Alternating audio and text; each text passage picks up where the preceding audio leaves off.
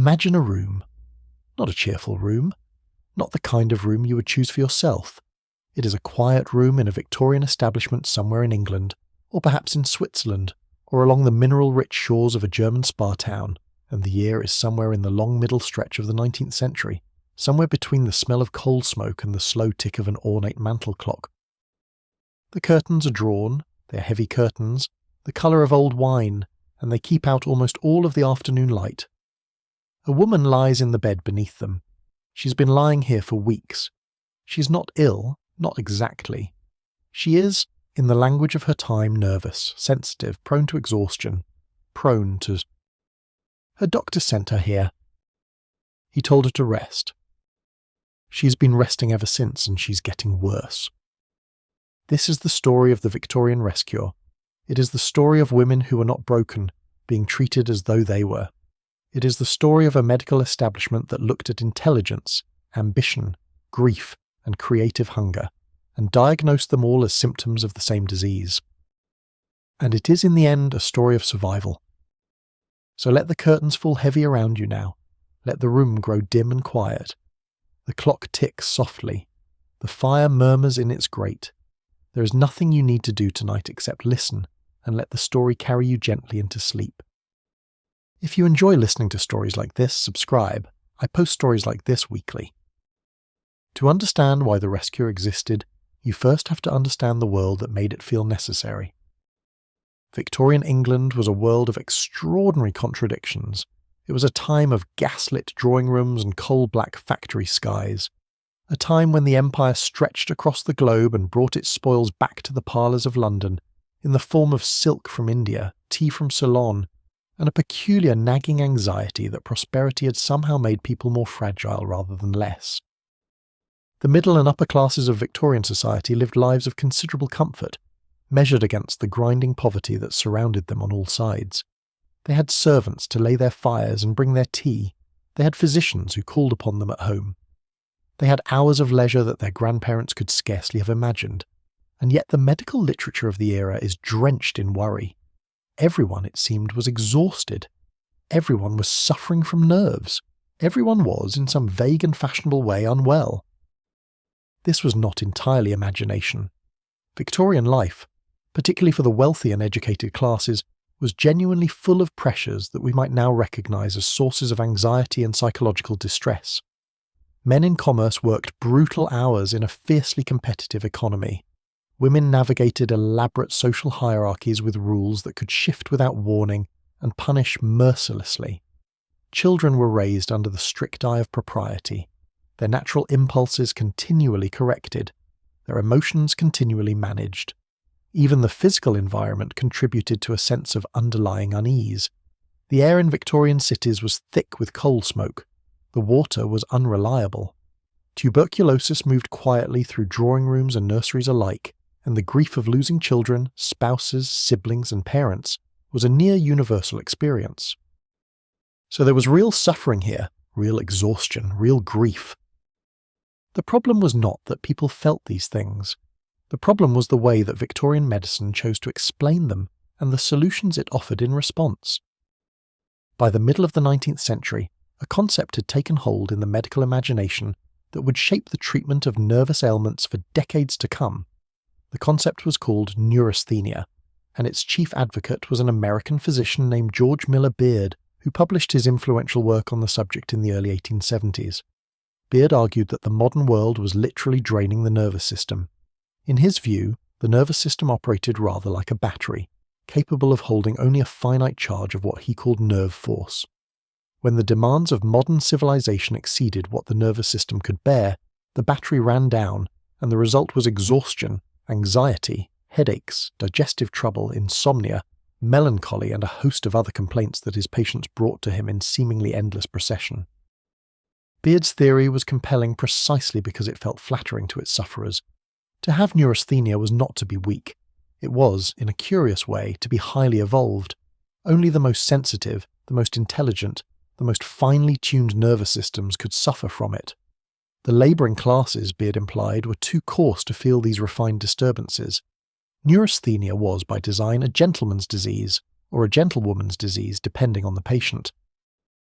The theory spread across the Atlantic to Britain with remarkable speed.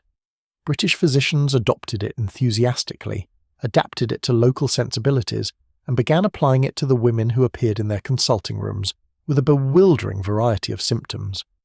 These women were tired, they were weepy, they had headaches that would not lift, backs that ached, appetites that failed. They could not concentrate on their reading. They lay awake at night with racing hearts. They felt, in a word that appears again and again in the case notes of the period, overwhelmed. Victorian medicine was not, on the whole, a discipline that asked very many questions about the circumstances of a woman's life. It did not, as a rule, inquire into whether she was happy, whether her marriage was kind, whether she had dreams she had been forbidden to pursue, whether the loss of a child or a parent had been given adequate space for mourning, whether the rigid social requirements of her station left her feeling compressed and suffocated. These were not medical questions in the Victorian sense. They were personal questions, perhaps sentimental ones, and medicine was a science.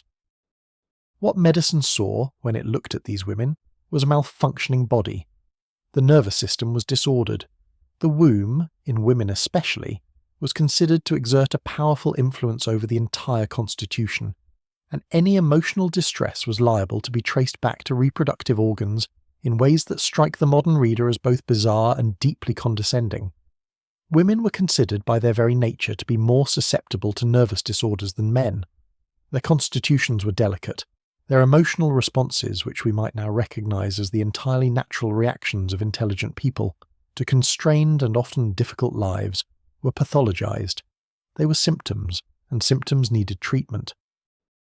Into this intellectual landscape, at a moment when wealthy families were genuinely at a loss for what to do with women who seemed to be suffering and not improving, the rest cure arrived.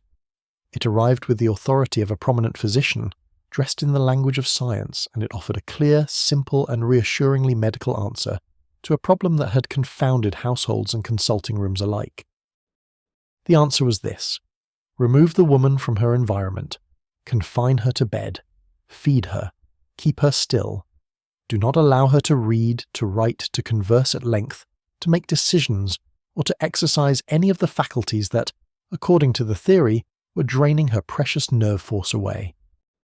In other words, take away everything that made her herself and call it healing. To follow this story properly, we need to understand the physical world in which it unfolded, because the rest cure was not administered in the home, not usually. It was administered in the growing network of establishments that the Victorians devoted to the care of nervous ailments, the spa towns and hydropathic hotels and sanatoriums that dotted the landscape of England and Europe like jewels on a string of worry beads. These were extraordinary places. The spa tradition in Britain and on the continent was ancient, rooted in the long-held belief that certain mineral-rich waters possessed healing properties for a wide variety of complaints. Bath had been a place of therapeutic pilgrimage since the Romans.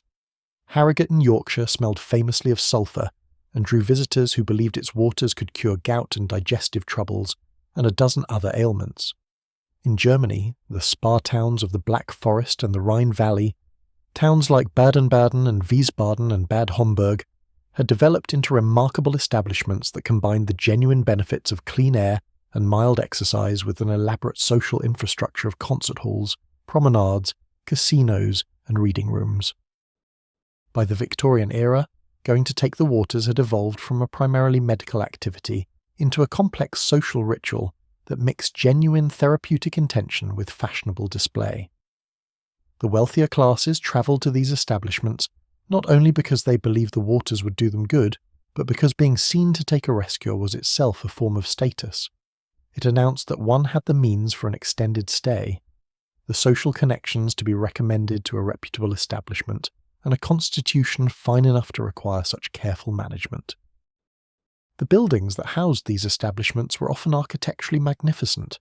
Grand Victorian hotels with wide verandas and manicured gardens, hydropathic establishments with colonnaded pump rooms where attendants dispensed measured doses of mineral water at prescribed intervals, private sanatoriums with lawns that ran down to rivers and flower beds that were kept in perpetual immaculate order by teams of unseen gardeners.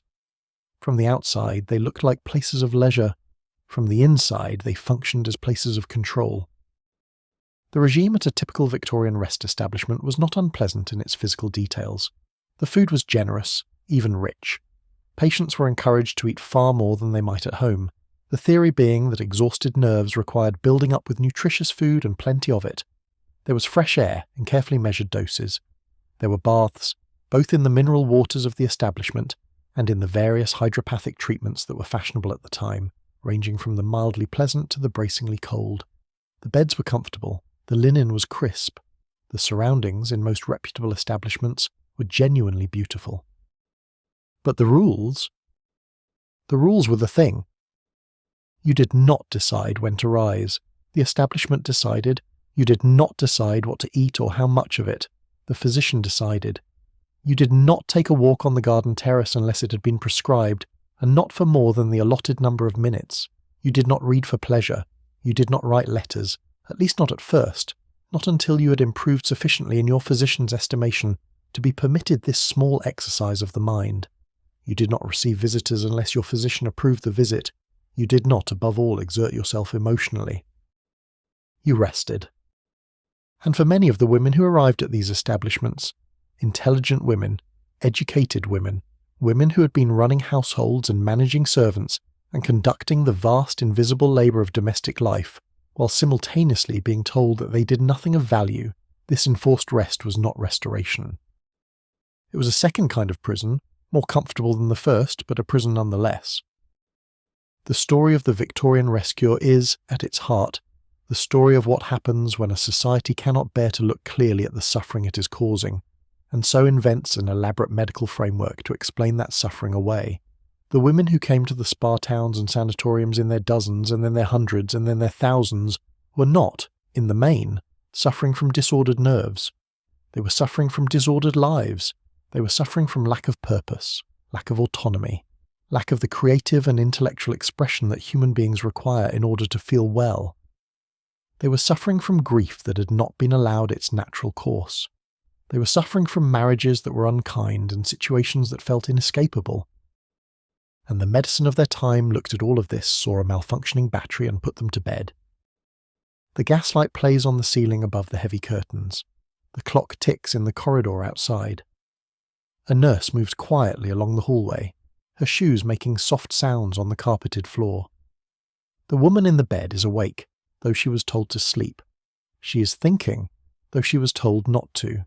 Her mind, which is an excellent mind, cannot be made to stop simply because a physician has instructed it to. She has been here 3 weeks, she has 3 more to go. She is getting worse. But no one is asking her why. There is a name that runs through the story of the Victorian rest cure like a dark thread through pale fabric, and that name is Silas Weir Mitchell. Mitchell was an American physician, a Philadelphian of considerable distinction, and by any measure of his own time he was a remarkable figure. He had served as a physician during the American Civil War, treating soldiers with nervous injuries and gunshot wounds with equal energy, and from this experience he had drawn a set of observations about the nervous system that would shape his practice for the rest of his long career. He was not a cruel man, or not consciously. He was a man of science, firmly convinced that he understood the nature of nervous illness, and equally firmly convinced that he knew how to cure it. He wrote poetry. He wrote novels. He moved in distinguished literary circles, and was considered by many of his contemporaries to be a man of broad and refined sensibility. He was also the inventor of the rest cure in its most formalized and most damaging incarnation, and the women who passed through his care under its regime would provide him with some of the most complex, uncomfortable legacies in the history of medicine. Mitchell published his landmark work on the subject in 1883. The book was called Fat and Blood, and its full title ran on to include the subtitle, and more specifically, How to Make Them, which gives you a fairly precise indication of what Mitchell thought the problem was and what the solution ought to be. His basic premise was simple. Nervous women, by which he meant women suffering from neurasthenia, hysteria, and a range of related conditions, had exhausted their bodies as well as their minds. They had grown thin and pale from the effort of their illness. Their blood was depleted of the nutritive elements it required. Their nerve force was run down. The solution was to build them back up again, physically, before any other form of restoration could be attempted. The rest cure that Mitchell developed had 4 main elements, and they are worth examining individually because each one contains within it a small revelation about what the treatment was really designed to achieve. The first element was absolute bed rest. Mitchell was not talking about staying in bed for a few days with a cold. He was talking about weeks, sometimes months, of total confinement to bed.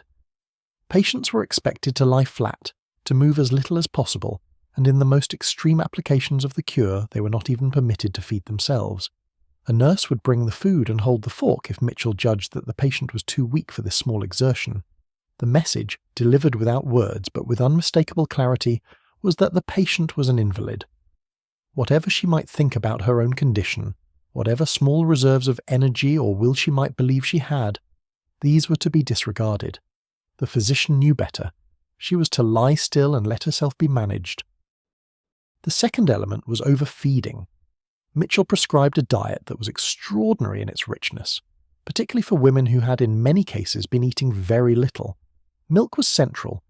Patients drank quarts of full cream milk per day, supplemented by meat, cream, eggs, and the general nutritive largesse of a well-appointed kitchen.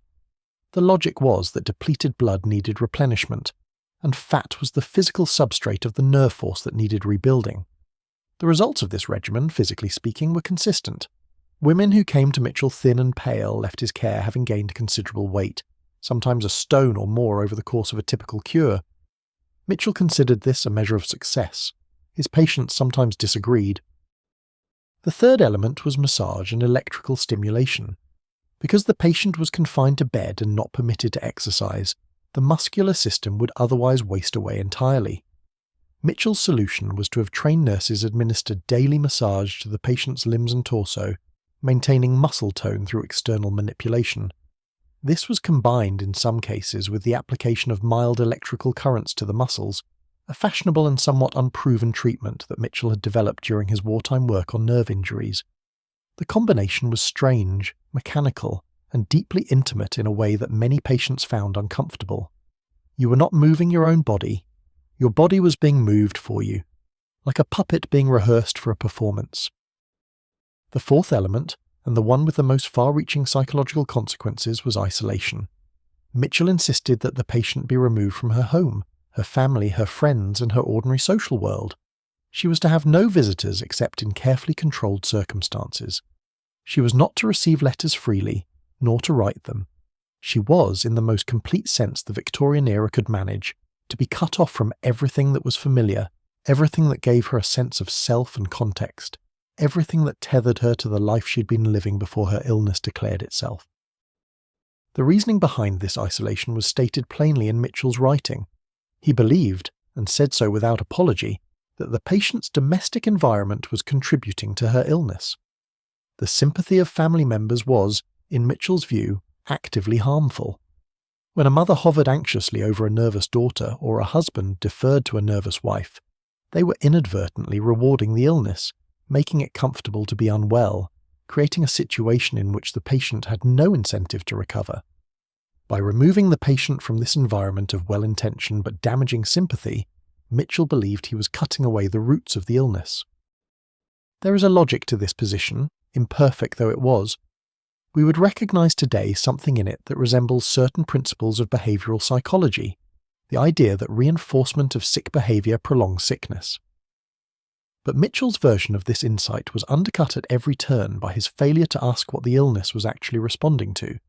He saw the domestic environment as the cause of the problem without asking what in the domestic environment might have been genuinely unbearable. He saw family sympathy as the reinforcement of maladaptive behavior, without asking whether the patient's behavior might have been an entirely understandable response to circumstances that offered her no other form of escape or self-expression. He cut away the roots of the illness as he saw it, without ever troubling to examine the soil. Mitchell's patients came to him from the upper reaches of American and British society, women of education and intelligence, and in many cases considerable talent. One of the most famous of them was Charlotte Perkins Gilman, who was already a writer of promise when she consulted Mitchell in the 1880s, suffering from what we would now almost certainly recognize as postnatal depression following the birth of her daughter. Mitchell put her through the rest cure. He told her afterward that she should never write again, that she should confine herself to domestic life, engage in no more than 2 hours of intellectual work per day, and under no circumstances attempt any form of creative or professional activity. Gilman ignored this advice. She left her husband, took up her writing again, and produced, among other works, a short story called The Yellow Wallpaper, which is one of the most disturbing and lucid pieces of fiction written about the experience of the rescuer, and which we will return to in this story. Another patient of Mitchell's, or rather a patient treated by his British equivalents using his methods, was the novelist Virginia Woolf, who spent periods of her life in establishments that applied rest-cure principles, and who wrote about the experience with a clarity that casts its shadow across everything her physicians claimed to understand about her. Woolf was told to eat, to rest, to avoid intellectual work, to submit to the management of those around her. The periods during which she submitted to this treatment were not periods of recovery. They were periods of diminishment, of the slow shrinking of a mind that required stimulation and purpose as urgently as it required food and sleep. Mitchell himself, writing in the late 19th century, described his ideal rest-cure patient in terms that reveal a great deal about the assumptions underlying his treatment. The ideal patient was, in his vision, someone who could be persuaded to surrender completely to the authority of the physician, who could set aside her own perceptions of her condition and accept the physician's superior understanding, who could be, in a word he would not have used but that captures the dynamic precisely, compliant. The women who were most difficult to treat in Mitchell's experience were the intelligent ones, the ones who argued, the ones who questioned his methods, the ones who continued to maintain, despite all evidence to the contrary, that the cure was helping, that they were not in fact improving. These women frustrated him deeply. He wrote about them with a mixture of professional irritation and something that reads, in retrospect, as a grudging respect for their stubbornness. He did not, however, conclude from their resistance that his treatment might be wrong. He concluded that they were particularly severe cases. The architecture of the rest cure, considered from a sufficient distance, has the shape of an argument rather than a treatment. It argues that women are fragile. It argues that their own perceptions of their suffering are not to be trusted. It argues that the appropriate response to a woman's distress is to remove her from the world, confine her to a room, take away the books and the pen and the correspondence and the conversation, feed her enormous quantities of milk and meat, manipulate her muscles with paid hands, and wait until she agrees that she is better. It is not hard to see what this argument is really about. But in 1883, with fat and blood selling well and the medical establishment nodding its approval, with wealthy families in England and America grateful for a clear and authoritative answer to the suffering they witnessed in their drawing rooms, the rest cure seemed not only sensible but scientific. After all, the physician was a man of considerable reputation. He had treated soldiers, he had written poetry, he had published books.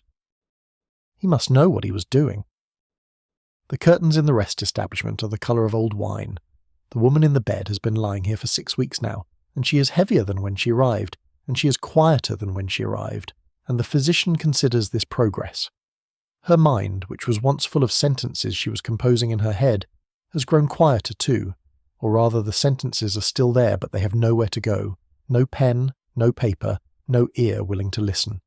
So they circle and loop, and sometimes when the nurse brings the evening milk the woman looks up with eyes that are too still, too subdued, and says only thank you, and the nurse makes a note that the patient is responding well to treatment. Outside the window the garden is in the last of the afternoon light. Somewhere out there a bird is singing. The woman in the bed can hear it faintly through the heavy curtains. She is not sleeping. She is enduring. Let us now move away from the theory and into the lives, because behind every medical doctrine there are people, and the people behind the rest cure are not abstractions. They are women with names, with histories, with particular sorrows and particular gifts, and if we spend a little time with them, individually, in the texture of their specific lives, the story becomes not merely an interesting historical footnote, but something closer to what it actually was. Something that happened to real women who did not deserve it. We begin in the 1860s in a comfortable house in the north of England. We do not know her name, the woman we're imagining here, because the women whose cases were recorded in medical journals were usually identified only by their symptoms and their outcomes. But we can assemble her from the composite portrait of her contemporaries. She is perhaps 28 years old. She married at 23, a reasonable age for her station. Her husband is a prosperous manufacturer, a decent man in the limited sense that Victorian decency encompassed, meaning that he does not drink to excess, does not raise his hand to her, and provides her with a comfortable house, a cook, a parlour maid, and a pair of horses. She is not happy.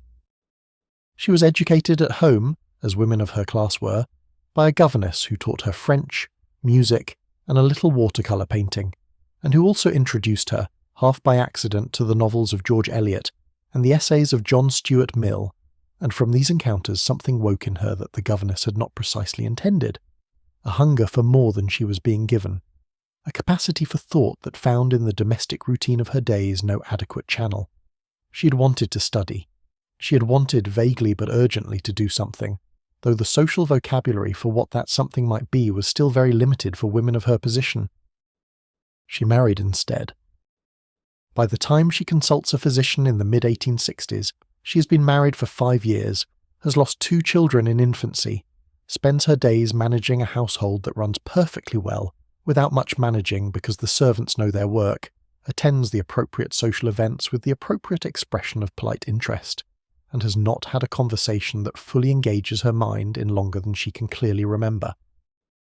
She's tired in a way she cannot explain. She has headaches that begin behind her eyes and press outward through the whole day. She weeps without knowing why, and then feels ashamed of the weeping and then weeps again. She has given up the piano, which she used to play well because the effort of it seems disproportionate, and the pleasure of it seems distant, as though she is watching herself perform from a great remove. She cannot sleep at night and cannot stay awake during the day. The physician listens to her with the professional patience of a man who has heard these symptoms many times before. He takes her pulse, he examines her tongue, he asks about her digestion, about her monthly regularity, about whether she suffers from palpitations. He does not ask about her marriage, or her grief, or the 2 small graves in the church garden down the lane, or what she thinks about, lying awake in the night while her husband sleeps beside her. He tells her she is suffering from a disorder of the nerves, that she needs rest, building up, a change of environment. He recommends an establishment in the south near the sea, where the air is cleaner and the regime is carefully supervised. He writes a letter to the establishment's physician explaining her case. He sends her away. She goes. She has very little choice about whether to go. The decision was made by 2 men, her husband and her physician, in the consulting room to which she was not admitted after her initial examination was complete. She was told the outcome, not included in the discussion. This was not unusual. It was the ordinary grammar of her time. Now let us move forward a decade to a different woman, in London this time, in the early 1870s. She is the daughter of a clergyman, and she is 24, and she is in many ways a more complicated case because her suffering is more visibly rooted in a specific event, though her physicians do not interpret it that way. Her name, let us say, is something quiet and English, something that ends in a soft sound like Eleanor or Catherine, and she has been, until 18 months ago, a woman of evident vitality. She taught Sunday school. She visited the parish poor with her basket of bread and her genuine sympathy. She read voraciously biographies and travel writing and the better sort of novel, and she argued about them passionately with her father, who respected her mind even though he did not quite know what to do with it.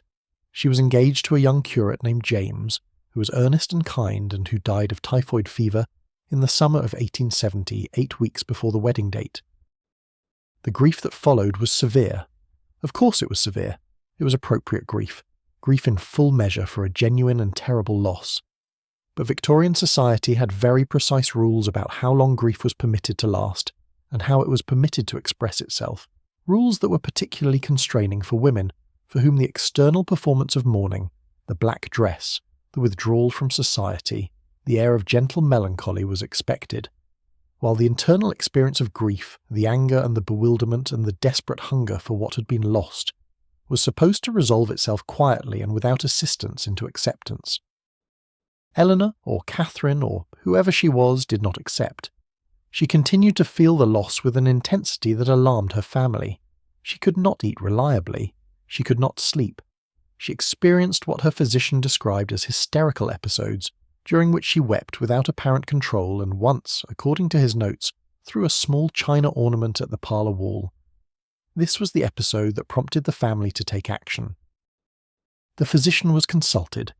He diagnosed nervous exhaustion complicated by an excess of emotional sensibility.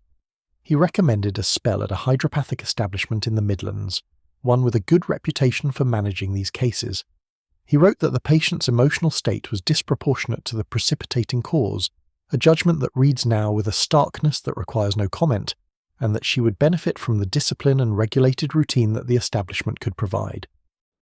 She went to the establishment. She was given a room with a narrow bed and a window that looked out over a neat garden.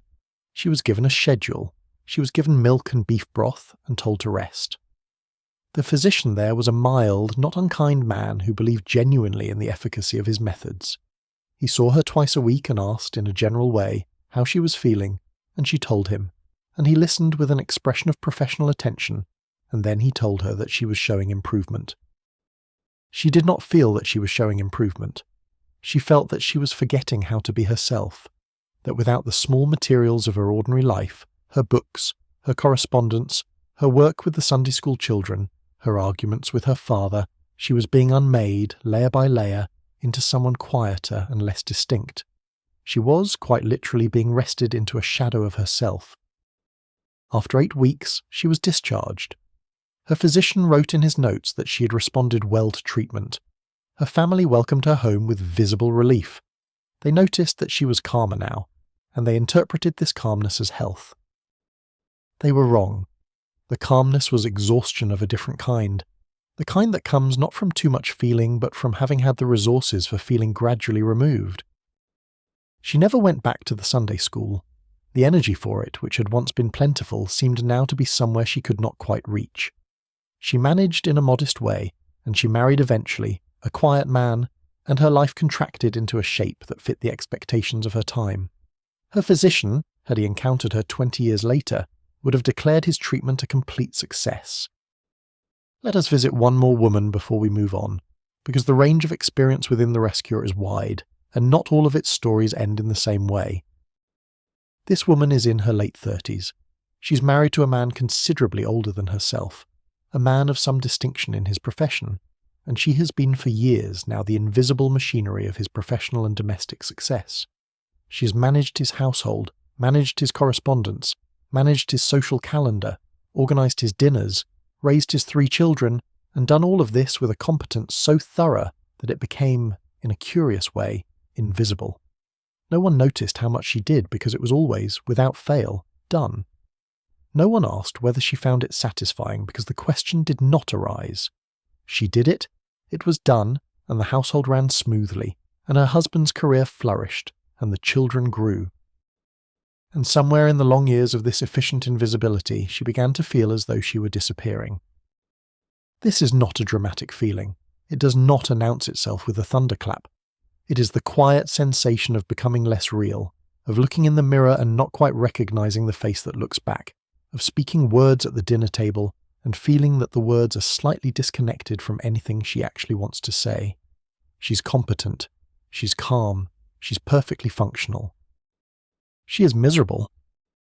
When she finally consults a physician, after years of managing her own symptoms with sheer will and the resources of a well-organized mind, she does not tell him that she is miserable. She does not have the vocabulary for it, or rather the vocabulary exists, but she has been trained, through decades of managing other people's needs, to minimize her own. She tells him about the fatigue. She tells him about the headaches. She tells him that she's been feeling not quite herself. This is enough. The physician recognizes the syndrome immediately. Neurasthenic collapse in a woman of the intelligent, conscientious type. He recommends the rest cure. He writes to an establishment in Switzerland where the air is good and the management is thorough. She spends 10 weeks there. She is fed and rested and massaged and electrically stimulated and kept very still and allowed to think about nothing. At the end of 10 weeks she has gained 12 pounds and her physician declares her much improved. She returns home to her husband's household where everything is exactly as she left it, because her absence has confirmed in everyone's mind how thoroughly necessary she is. Her children crowd around her with their needs. The household presents itself for management. The social calendar requires attention. She puts on her competent face and begins again. She does not go back to the physician. There is no point. Nothing has changed. These women, the composite figures assembled from medical histories and personal letters, and the literary record of the era, are not exceptional cases.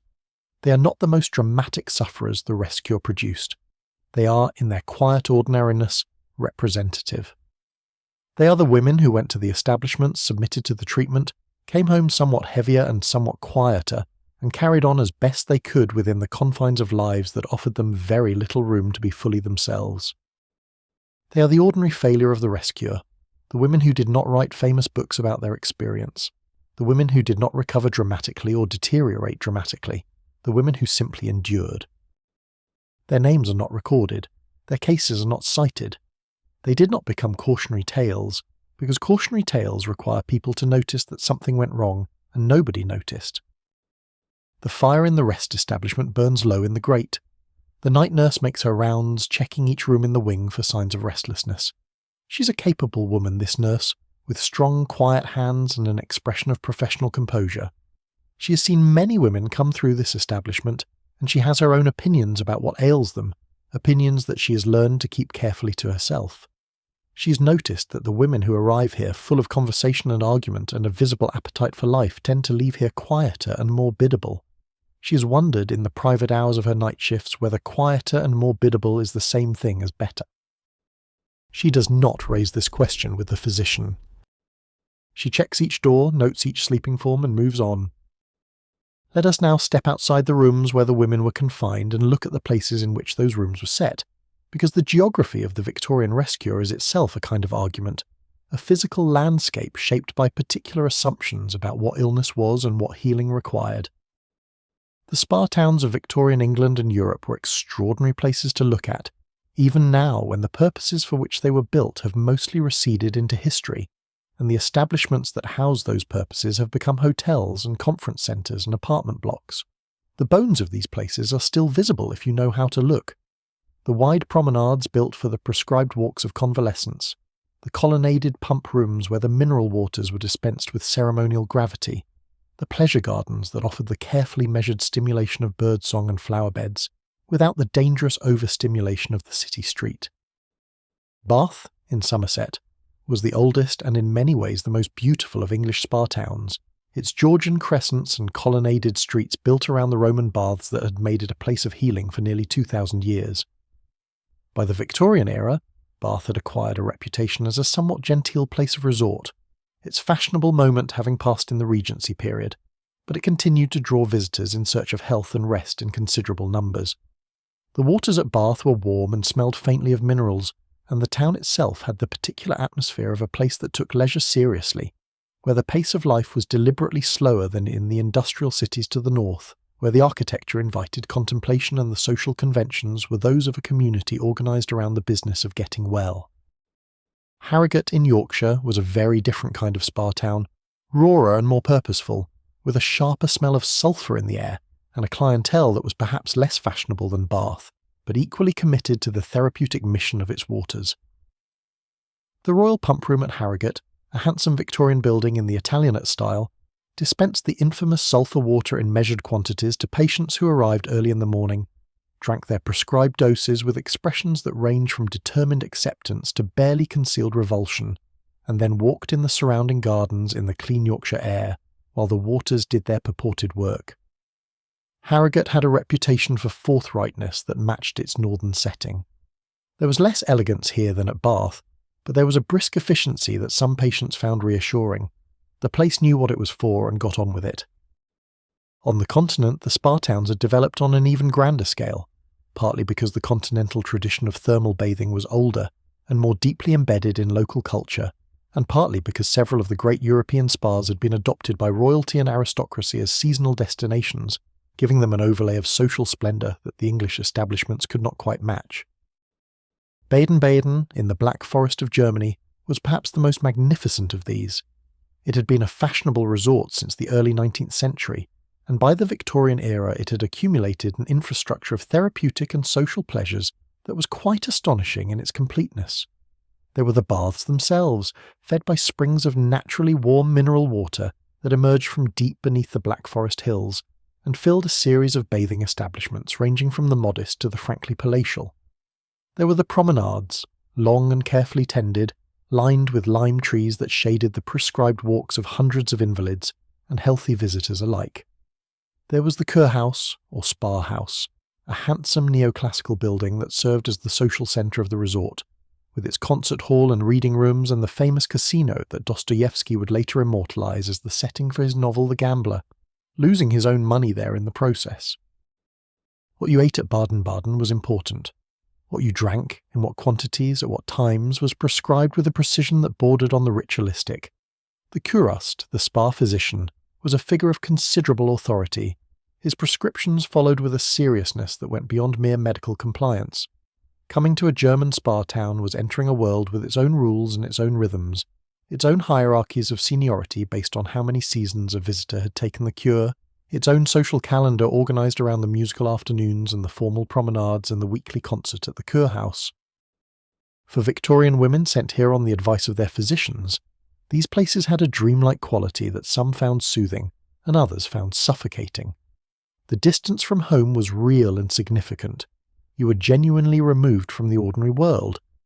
The landscape was beautiful in a way that English landscapes rarely were, the pine forests dark and fragrant on the hills above the town, the valley floor soft with meadows, the whole setting lit in summer by a gentle continental sun that seemed kinder than the northern light.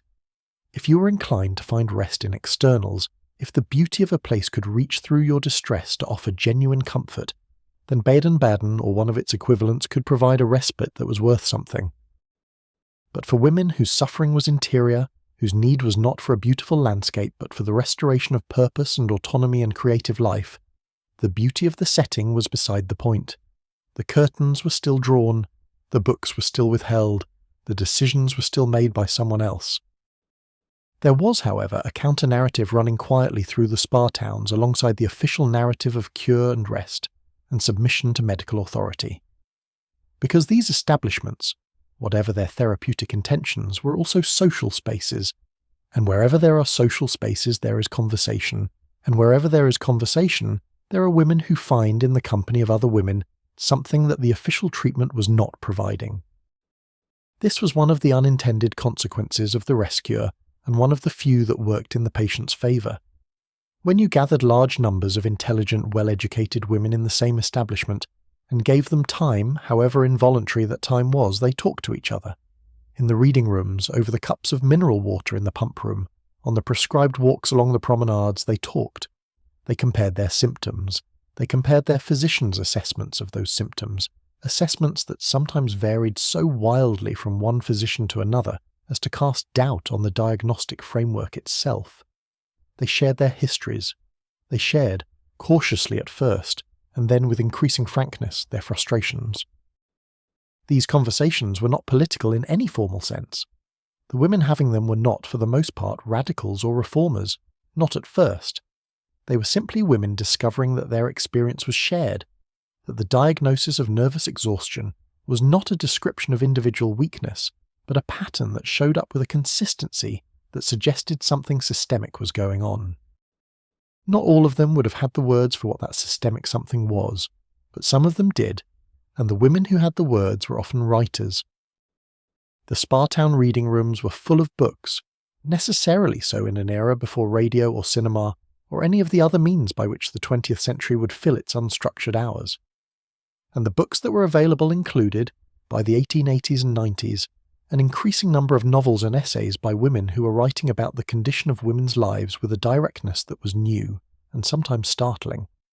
George Eliot, whose real name was Mary Ann Evans, and who had chosen a male pseudonym precisely because she feared that a woman's name on a serious novel would not be taken seriously, wrote in Middlemarch about the tragedy of the intelligent woman without an adequate outlet for her capacities, the bright coal confined to a narrow grate.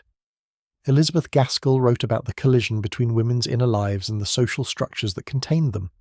Florence Nightingale, in a privately circulated essay called Cassandra, wrote with scorching clarity about the experience of intelligent women condemned to the meaningless social round of Victorian domestic life. The long afternoons of calls and embroidery, and the suppression of everything that made them fully themselves. These texts were not officially part of the spa town's therapeutic library. They were not prescribed alongside the mineral water and the massage, but they were read by the women in the reading rooms, and they were talked about on the promenades. And in the gaps between the official treatment and the unofficial conversations, something was happening that the physicians would not have recognized as therapeutic, and that was, in some cases, more genuinely healing than anything on their prescription lists. Women were beginning to recognize themselves in each other. They were beginning to suspect that the problem was not their nerves. The garden of the spa establishment is very beautiful in the early morning, before the prescribed walks begin. Dew on the lawns, the smell of the pine trees on the hillside above, a blackbird somewhere in the formal gardens, singing as though the world were entirely simple. 2 women are already out despite the early hour. They are not supposed to be out yet, but they woke early and found each other in the corridor and came down together, and now they are walking slowly along the lower terrace, talking in low voices.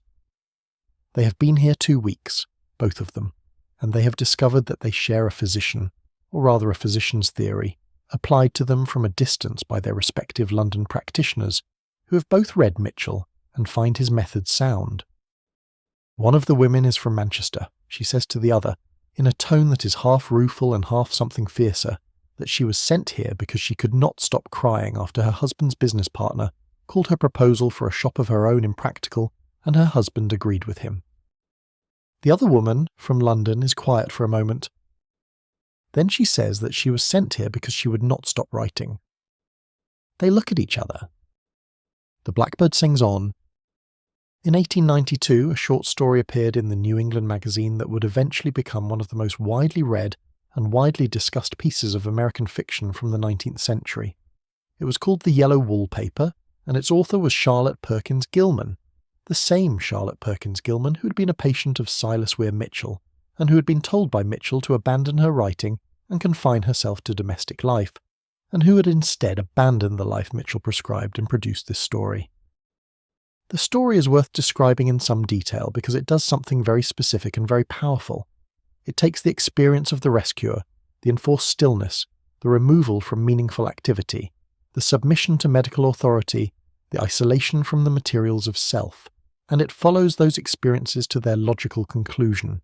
It shows what the cure actually does to the mind it is supposed to repair. The narrator of The Yellow Wallpaper is a woman who has been brought by her physician husband to a rented country house for the summer, on the advice of his medical colleagues, to rest and recover from what he describes as nervous depression. She's not permitted to write, though writing is what she most urgently wants to do. She's not permitted to engage in any taxing activity. She's confined to a large upstairs room with walls covered in yellow wallpaper that she initially finds merely ugly and gradually comes to obsess over. The wallpaper is the story's central image and its central metaphor.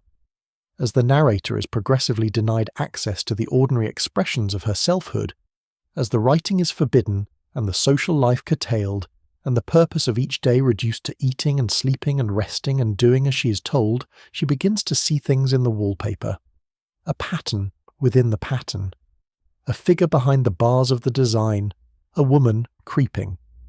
And as the summer progresses and the isolation deepens, the figure in the wallpaper becomes more and more real to her, more urgently present, more clearly in need of liberation. The ending of the story is among the most disturbing in American literature, and there is no need to describe it here in full, because the point, for our purposes, is not the resolution, but the journey. Gilman shows, with precise and terrible accuracy, how the progressive removal of a woman's capacity for self-expression, in the name of her own well-being, is not a cure for mental distress.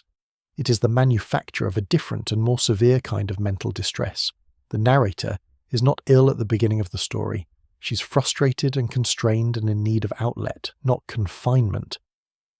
By the end of the story, she is genuinely unwell, in ways that she was not when she arrived, and the treatment that produced this deterioration is the treatment that was supposed to prevent it. Gilman was explicit about the autobiographical source of this story. She sent a copy to Mitchell himself, not expecting a response but wanting him to know. Mitchell never wrote back. It is not recorded whether he read it, or whether, if he read it, it changed anything in his understanding of his methods. He continued to practice the rescue for many years after. Gilman was one of the writers who found in her experience with the rescue not only the material for a devastating critique, but the intellectual momentum for a broader argument about the condition of women in American society. Her later work, particularly her book Women in Economics, published in 1898, argued with considerable rigour that the domestic arrangements of Victorian life were not natural expressions of female nature, but historically contingent structures that served the economic interests of men at the expense of women's full humanity. The connection between this argument and her experience of the rescuer is direct. What Mitchell's treatment had shown her, with painful clarity, was what happened when a woman's full humanity was systematically withheld in the name of her own health. It made her sick in ways she had not been before. It showed her, by negative example, what she actually needed. She needed to work, she needed to think, she needed to write, she needed to be, in a fundamental sense, free. In Britain, the literary response to the rescuer and to the broader structures of women's confinement took somewhat different forms, partly because the British literary tradition had different conventions, and partly because the social landscape was different in ways that matter. But the same essential recognition that the diagnosis of nervous illness in women was serving as a cover story for something else entirely runs through the British literary record of the period in ways that, once you start looking for it, become very difficult to miss. Virginia Woolf, who spent years of her life being managed by physicians and family members who applied rescuer principles to her management, wrote about the experience with a particular kind of embedded analysis, an analysis that is present in the texture of her prose even when it is not her explicit subject. Her essays are full of observations about what it means to be a woman who thinks, a woman who requires intellectual sustenance as a basic condition of her mental health, and who is denied that sustenance in the name of protection. Her famous formulation of the need for a room of one's own is not only an economic argument, though it is partly that. It is also, and perhaps more fundamentally, an argument about what the rescuer had demonstrated by its failures. You cannot be well if you cannot work. You cannot be well if you cannot be yourself. But Woolf was a complicated case, and a separate story deserves to be told about her experience of the medical system of her time. Because while she was a victim of its assumptions in very real ways, she was also a survivor of genuine mental illness, of a severity that required genuine management, and the story of her relationship with medicine is not simply one of unnecessary confinement. It is a more tangled story, and a more painful one, in which the failures of Victorian and Edwardian medicine and the realities of her condition are woven together in ways that do not permit easy conclusions. What we can say, for the purposes of this story, is that Woolf's experience of being managed, being confined, being told to rest and not to think and not to write, was uniformly negative in ways that she articulated with great precision. The periods during which she was subjected to the rescue regime were not periods of recovery. They were periods during which she felt herself becoming less, shrinking, losing the very thing, the working mind, the capacity to make sentences that gave her the energy to want to be well in the first place. There is a passage in one of her diaries in which she describes the peculiar horror of being forbidden to read during a period of enforced rest, a horror that readers and writers will recognize with a particular sharpness. She says something to the effect that the prohibition on reading felt like having her own mind turned against her, like being imprisoned not in a room, but in her own skull, unable to work on what was in there, unable to let it out, unable to receive anything new. The image is exact. The prohibition on reading, one of the standard elements of the rescue regime, was not a kindness to a tired mind. It was an additional source of torment to a mind that needed stimulation the way a fire needs air. The literary response to the rescue was important not only as documentation, but as intervention. When the yellow wallpaper was published, when Gilman's essays began to circulate, when the growing body of women's writing about women's lives began to accumulate into something that could not be dismissed as individual complaint, the cultural consensus around the rescue began to shift. Not immediately, not all at once. The treatment continued to be practiced well into the 20th century in modified forms, and the assumptions underlying it about the fragility of women's constitutions and the dangers of intellectual exertion persisted in the medical literature long after the specific protocol had been abandoned. But the conversation had changed, and the changing conversation was, in large part, the work of writers who had been through the treatment and had found in their experience of it the material for a critique that operated on both the personal and the systemic level. They wrote their way out, and in writing their way out they left the door slightly more open for the women who came after them. The reading room at the spa establishment is empty at this hour. The fire in the grate has burned low, and the oil lamp on the reading table casts a warm circle of light over the chair nearest it. A book lies open on the table, left there by someone who was reading and was called away or was told to stop. The open page is somewhere near the end of the book, and if you were to lean down and look at it, you would see that someone has made a small pencil mark in the margin, next to a particular sentence. Not a note exactly, just a mark. The mark a reader makes when she wants to return to a sentence that has said something true. The fire ticks, the lamp burns. The sentence waits. It would be easy, and not entirely wrong, to tell this story as a story of villains, of men who used the language of medicine to enforce the silence and compliance of women who inconveniently refused to be silent and compliant. And there is truth in that telling. The structures of Victorian medicine were patriarchal in their fundamental assumptions, and those assumptions did genuine harm, and some of the men who practiced within those structures were aware of the harm they were doing and did not care very much. But the story is not, at its core, a story of deliberate cruelty. It is a story of something subtler and in some ways more troubling, the story of a medical establishment that genuinely believed in what it was doing, that had constructed an internally coherent theoretical framework within which its treatments made perfect sense, that could look at a woman made worse by the rescuer and interpret her deterioration with entirely genuine bewilderment as evidence that the underlying disease was more severe than originally diagnosed. The treatment was not failing in this reading, the disease was exceptionally stubborn. To understand why this was possible, you need to understand something about the state of medicine in the Victorian era. Medicine in the second half of the 19th century was in the middle of a transformation, moving from the speculative humoral theories of earlier centuries toward the germ theory of disease and the beginnings of the evidence-based approach that would eventually produce modern medicine.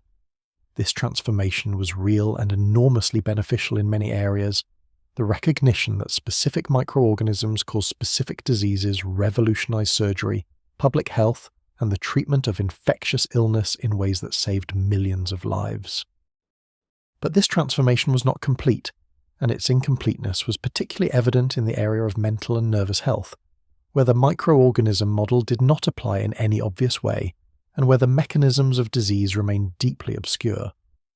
Victorian physicians who were rigorous and sophisticated in their approach to physical illness were, in the area of nervous and mental disorders, operating in something much closer to the dark, guided by theories that were plausible and internally consistent, but that rested on assumptions about the nervous system that were either unproven or simply wrong. The neurasthenia theory, the idea of nerve force as a finite resource that could be depleted, was one of these. It felt scientific because it used the language of physics and electricity, the dominant scientific paradigms of the age. It organized a bewildering range of symptoms under a single explanatory framework. It suggested clear interventions, rest to replenish the depleted resource, nutrition to rebuild the physical substrate of nerve force, isolation to remove the demands that were draining the battery. None of this was science in any testable sense, but it had the structure and the vocabulary of science, and in an era when the prestige of science was very high and the ability to evaluate scientific claims was very limited among the educated public, structure and vocabulary were often sufficient. The physicians who practiced the rescue were not, for the most part, conscious frauds. They were practitioners of a theory they had learned from respected teachers and confirmed, or believed they had confirmed, in their own clinical experience. When they looked at a woman who had come to them exhausted and unhappy, and reported after 6 weeks of the cure that she felt more composed and better able to manage her life, they saw confirmation of their theory. They did not ask whether the improved composure was the result of genuine healing or of the complete depletion of the resources needed to resist the treatment. They did not inquire whether feeling better able to manage life meant feeling genuinely well or feeling too tired to protest anymore. They saw what they expected to see. This is not unusual in medicine, then or now, but in this case it was particularly damaging because what they expected to see was the improvement of a condition they had misunderstood from the beginning. There is another element of the internal logic of Victorian medicine that deserves attention, and that is the way in which the rest cure was theorized differently for men and for women, a difference that reveals, quite starkly, the gendered assumptions underlying the treatment. Mitchell and his followers did occasionally prescribe rest for men suffering from neurasthenic complaints. But the male version of the treatment was very different from the female version in ways that are instructive. For men, the prescribed remedy was often the opposite of what was prescribed for women. The West Cure, as it was sometimes called, sent neurasthenic men out into the wilderness to work with their hands, to hunt, to ride, to labour in the open air, to build themselves back up through vigorous physical activity and masculine self-sufficiency. The neurasthenic man in this formulation had been weakened by too much civilization, too much desk work, too much indoor sedentary life. What he needed was to return to something wilder and more fundamental. Theodore Roosevelt is the most famous beneficiary of this approach. Sent west by his physicians and his own inclinations after the devastating double loss of his mother and his first wife, Roosevelt rebuilt himself on a ranch in Dakota with a thoroughness that became, in subsequent decades, part of his personal mythology. The West Cure worked for Roosevelt insofar as it gave him the time and the physical activity and the sense of purposeful engagement that he needed to move through his grief and rebuild his energy. Whether it would have worked equally well as a prescription for neurasthenic women was a question that Mitchell never asked. He didn't ask because the answer, which he would have arrived at quickly had he thought about it, would have been inconvenient. It would have suggested that the difference between the West Cure for men and the rest cure for women was not rooted in a medical understanding of neurasthenia, but in a social assumption about the proper activities of men and women. Men were healed by activity, purpose, and freedom. Women were healed by stillness, obedience, and confinement. If you accepted this contrast and followed its logic to its conclusion, you arrived somewhere that Victorian medicine, with its carefully constructed scientific veneer, preferred not to go. You arrived at the suggestion that what women needed was not fundamentally different from what men needed, that they too needed purpose and activity and freedom, that the domestic confinement and intellectual restriction that Victorian society prescribed for them might itself be a source of the suffering that the rest cure was supposedly treating. This conclusion was available to anyone who looked at the evidence clearly. It was reached in time by the writers and reformers who challenged the rest cure from the outside, and by a handful of forward-thinking physicians who challenged it from within. But it was a conclusion that the dominant medical establishment of the Victorian era was constitutionally unable to reach, not because its members were stupid, but because reaching it would have required dismantling a set of social assumptions that were not, for them, assumptions at all. They were simply the way the world was. There were exceptions. There were always exceptions. A minority of Victorian physicians took seriously the possibility that the domestic circumstances of their female patients were contributing to their suffering, and a smaller minority actually said so in their case notes and their published work. There were, running alongside the mainstream of rest cure practice, alternative approaches to women's nervous health that emphasized fresh air and exercise and social engagement, and the restoration of meaningful occupation, approaches that look, from the perspective of a century and a half later, considerably more like what we would now call good clinical practice. But these alternatives existed at the margins. They were not fashionable. They did not have Mitchell's gift for clear, confident prescription, and they did not offer the families of nervous women the reassurance that comes from being able to say, "She is in the hands of a physician who knows exactly what to do." The physician visits the ward at 10 in the morning as he does every day. He is a neat man, this physician, with a neatly trimmed beard and a way of holding his hands behind his back as he walks that conveys a kind of measured authority. He has seen 6 patients already this morning, and he has 3 more to see after this one. He is not a cruel man. He genuinely wants the women in his care to get better. He is simply working within a framework of understanding that makes it impossible for him to see clearly what is in front of him. He enters the room and asks the patient how she slept. She tells him she slept poorly, that she's been awake since before dawn, thinking. He notes this in his book with a slight frown. Rumination, he writes, suggesting ongoing nervous excess. Will adjust milk dosage. Consider reducing ambulatory allowance this week. The patient watches him write. She does not speak again. After he leaves, she lies very still, looking at the ceiling, and the room is quiet except for the distant sound of someone, somewhere in the building, practicing scales on a piano, stumbling over the same phrase again and again, the same bar, the same mistake, patient and mechanical and faintly maddening in the way of all persistent sounds that occur just beyond one's ability to correct them. The physician moves on to the next room. The story of the Victorian rescuer is not only a story of suffering, it is also a story of resistance, and the resistance is worth telling in some detail, because it took so many different forms, and because the women who resisted did so with a variety of resources and a variety of strategies that illuminate something important about the range of possibilities available to women in this period. Some of the resistance was private and individual, small acts of non-compliance conducted in the confined space of the restroom, beneath the physician's nose, unacknowledged and unreported but persistent. The woman who hid a small notebook under her mattress and wrote in it during the night when the nurse had completed her rounds. The woman who memorized long passages of poetry, reciting them silently in the darkness as a way of keeping her mind engaged despite the prohibition on reading. The woman who engaged her fellow patients in conversations of genuine intellectual substance during the permitted promenade, turning the prescribed walk into an unofficial seminar on whatever subject came to hand, history or philosophy or the novels of Wilkie Collins, navigating around the edges of the restriction without quite violating it. These small acts of mental self-preservation were not revolutionary. They did not change the system.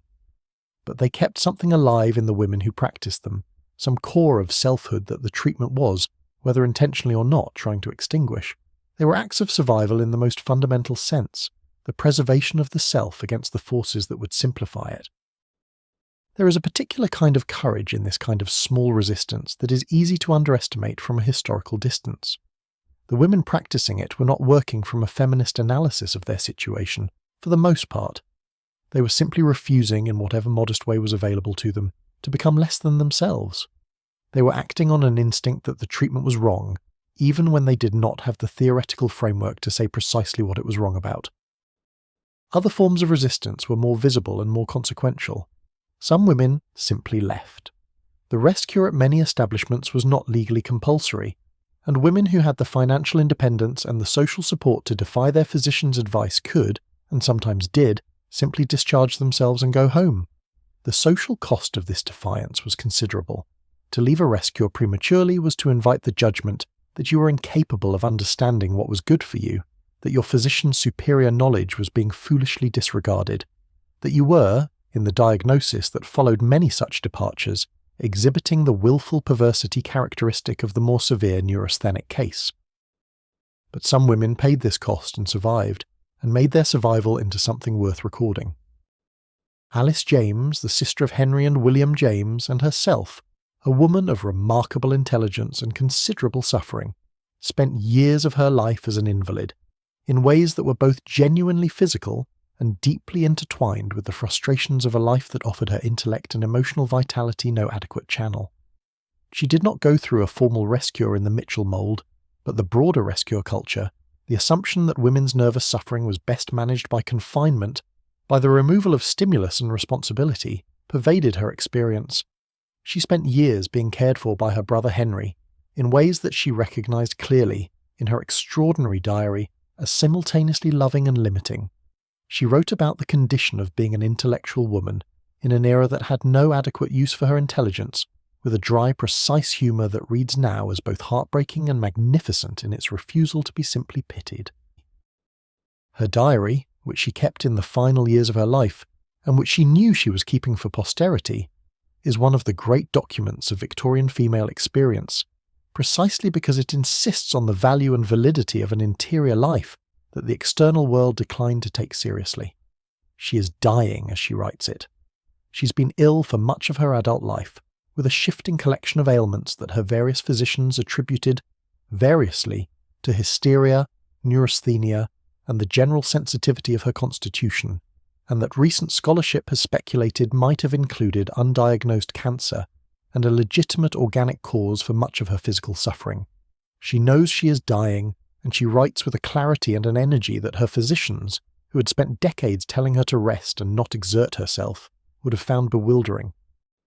She writes about the perverse comedy of being told in her final illness that she must not dwell on her condition, must not read about it, must not engage with it intellectually, as though the proper response to dying were not to pay attention to it. She refuses this advice with enormous elegance, and traces the refusal back to a principle that she has understood for decades. The mind is not the enemy of the body's health, it is its instrument and its companion. To still the mind in order to rest the body is not healing, it is a particular form of violence.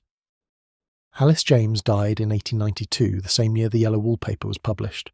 She was 43 years old.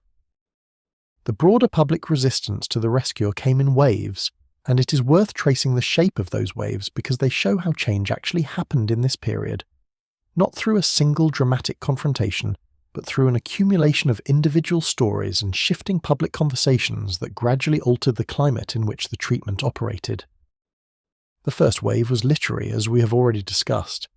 The publication of stories and essays by women who had experienced the treatment, who had found in that experience material for critique, and who had the skill in the audience to make their critique felt, changed the terms of the public conversation about nervous illness in women in ways that were slow but real.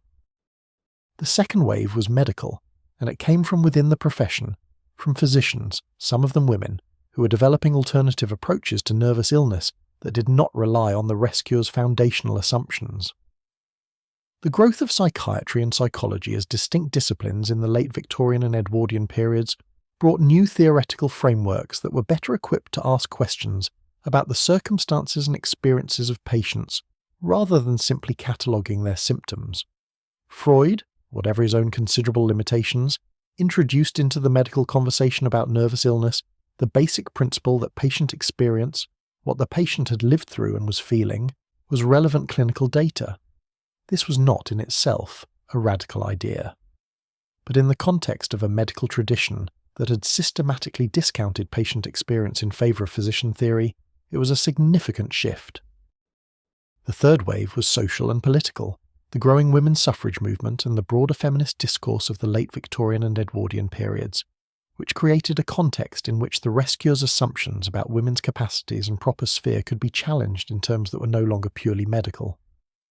When the argument was made by Mitchell and his contemporaries that women's nervous fragility justified their restriction to domestic life and the removal of intellectual and creative stimulus, that argument could now be met by a social movement that was articulating clearly and publicly a quite different vision of what women were and what they required.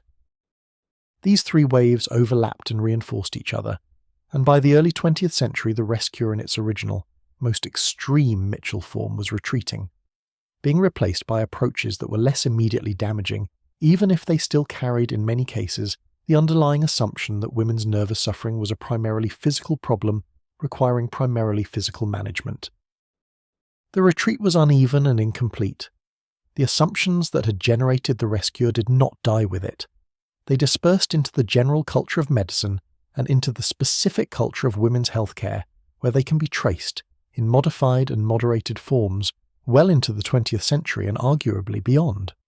The broad principle that women's emotional and psychological suffering is disproportionate to its causes, that women's experience of their own conditions should be mediated through the superior knowledge of a physician, that the appropriate response to women's distress is to manage it rather than to address its sources. These principles did not expire with Mitchell. They mutated, adapted, found new languages and new institutional homes, and continued to shape the experience of women in medical settings in ways that remain worth examining.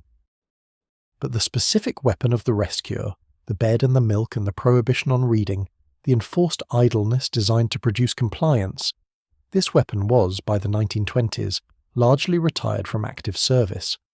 The women who'd refused it, in their notebooks and their diaries and their quietly defiant conversations on the promenade, had done their work.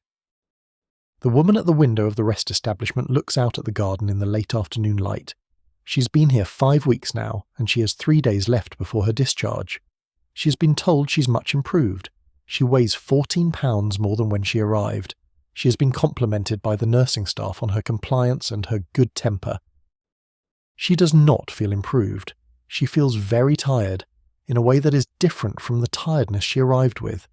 The tiredness she arrived with was the tiredness of a life that asked too much of her. This new tiredness is the tiredness of a self that has been held very still for a long time. She is already thinking about what she will do when she gets home. She has 3 days left, and she is spending each of them planning. the letter she will write to a woman she met here, a woman from Manchester who wants to open a shop of her own, the book she will retrieve from the shelf where she left it, the book with the pencil mark in the margin, the conversation she intends to have with her husband, a conversation that will be difficult, that he will not like, but that she has been composing in her head throughout these 5 weeks of enforced stillness, polishing it in the small hours of the morning when she should have been sleeping. She is not recovered. She is not cured. But she is ready. We have spent considerable time in the rooms of the rest establishments, watching the women who are confined to bed, lying still under physicians' orders, their bodies and minds subjected to the particular regime that Mitchell had codified and that his followers had spread across the Anglo-American world. But the rest cure was not the only treatment available at the Victorian spa establishments, and it was not, for many patients, the primary experience of those places. Alongside the bed rest and the overfeeding and the isolation, there existed in these establishments an entire parallel world of water-based treatments, a world that was in some ways kinder and more pleasant, but that operated on many of the same fundamental assumptions about women's bodies and their proper management. Hydrotherapy, the use of water in various temperatures and pressures and preparations for therapeutic purposes, had a long history that predated the Victorian era by several centuries. The belief that water, particularly mineral water, possessed healing properties was ancient, and the spa towns of Europe had been built on this belief since before the Romans. By the Victorian period, hydrotherapy had developed into a systematic medical discipline with its own extensive literature, its own training for practitioners, and its own elaborate taxonomy of treatments and their indications. The hydropathic establishments of the Victorian era were typically impressive buildings, built around facilities for water treatment that range from the simple to the technologically ambitious. At the simplest end were the bathing pools, large indoor pools filled with mineral water at various temperatures where patients could soak for prescribed periods. At the more elaborate end were the wet sheet packs, in which a patient was wrapped in cold, wet sheets and left to generate heat through her own body warmth until the sheets warmed and dried, a process that was supposed to draw out impurities and stimulate the circulation. There were cold plunge baths, in which a patient was lowered into water of near-freezing temperature for periods ranging from a few seconds to several minutes, depending on how strenuous the treatment was considered to be. There were needle showers, in which multiple jets of water struck the body from different angles simultaneously, producing a vigorous stimulating effect. There were steam baths and Turkish baths and douches of various descriptions, most of them cold or at best tepid, applied to the spine, the abdomen, the head, or any combination of these according to the physician's prescription. The experience of these treatments varied considerably depending on the patient and the specific treatment being applied, but several features were fairly consistent. First, they were intimate in a way that the social conventions of Victorian life made unusual. The body was exposed and manipulated in ways that were normally reserved for the most private of circumstances, and this intimacy was managed in the establishing context of medical authority, attended by trained staff of the same sex as the patient, conducted within a formal therapeutic framework that allowed it to be understood as something other than what it superficially resembled. Second, they were, for many patients, genuinely pleasant. The warm mineral baths in particular offered a kind of physical comfort that was rare in Victorian domestic life, particularly during the cold months of the year. Lying in warm water, slightly fizzing with dissolved minerals, in a room designed for the purpose, attended by someone whose entire function was your physical well-being, was, for many women, an experience of physical care and ease that their ordinary lives simply did not provide. Whether this pleasure was primarily therapeutic in any medical sense is a different question, but the relief of it was real, and the memories of it that appear in the letters and diaries of Victorian women who took the waters are warm and specific in ways that suggest genuine gratitude. Third, the hydrotherapy treatments, unlike the rest cures in forced stillness, involved the body in active ways, and this activity, however limited and medically supervised, provided something that the bed rest protocol denied entirely, which was the sense of being an agent in one's own treatment rather than a passive recipient of it. You were in the water. You were feeling it. Your skin was prickling with the cold plunge or melting with the warmth of the mineral bath. Your body was responding visibly and immediately in ways that you could observe and describe. This embodied engagement had a quality that was genuinely different from lying in bed being told to eat more milk, and many patients found in it a kind of vitality that the rescue suppressed. The physicians who supervised hydrotherapy treatments believed in them with a sincerity equal to Mitchell's belief in the rescue, and with a theoretical framework that was, if anything, slightly more grounded in observable physiological effects. Cold water does affect circulation and heart rate in measurable ways. The experience of immersion in mineral water does have physiological effects on the skin and possibly on other systems. The claim that these effects were specifically therapeutic for the wide range of conditions they were supposed to treat was considerably less well-founded, but the existence of some physiological effect at least gave hydrotherapy a foothold in the emerging evidence-based medicine of the period that the rescuer's nerve force theory could not quite claim. At establishments where both hydrotherapy and the rescue were practiced, an interesting tension sometimes developed between the two approaches, particularly in the care of nervous women. The rescue demanded stillness, isolation, and the removal of stimulus.